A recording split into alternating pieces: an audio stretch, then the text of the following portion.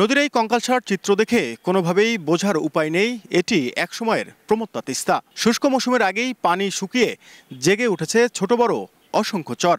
অথচ এই তিস্তাকেই বলা হতো উত্তরের জীবনরেখা, যেটি এখন 2 কোটি মানুষের কষ্টের কারণ হয়ে দাঁড়িয়েছে।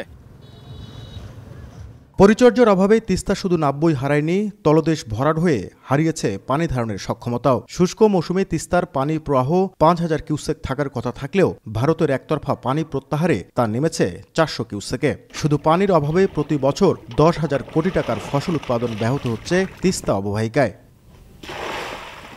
শুধু কৃষি নয়, নদী শুকিয়ে যাওয়ায় বিলীন হয়েছে মাছের অভয়ারণ্য, বন্ধ হয়েছে নদী নির্ভর যোগাযোগ ব্যবস্থা। ফলে জেলে মাঝি সহ তিস্তা নির্ভর লাখো মানুষের জীবন জীবিকা এখন চরম সংকটে। ভাটিতে যখন পানির অভাবে ভয়াবহ মরুকরণের মুখে তিস্তা অববাহিকা, তখন বিপরীত চিত্র উজানে। আন্তর্জাতিক নিয়মনীতির তোয়াক্কা না করেই একাধিক বাঁধ, খাল, জলবিদ্যুৎ ও সেচ প্রকল্প নির্মাণ করে ইচ্ছেমতো তিস্তার পানি ব্যবহার করছে ভারত। একতরফাভাবে ভারত তিস্তার পানি প্রত্যাহার করে নিয়ে তারা তাদের কৃষিক্ষেত্রে এবং তাদের অন্যান্য ক্ষেত্রে তারা তাদের উন্নয়ন সাধিত করেছে।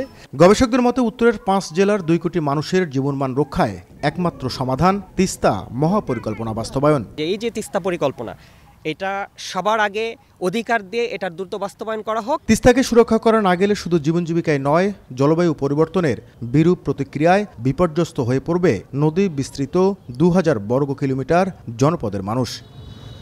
নাজমুল ইসলাম নিশাত, সময় সংবাদ, রংপুর।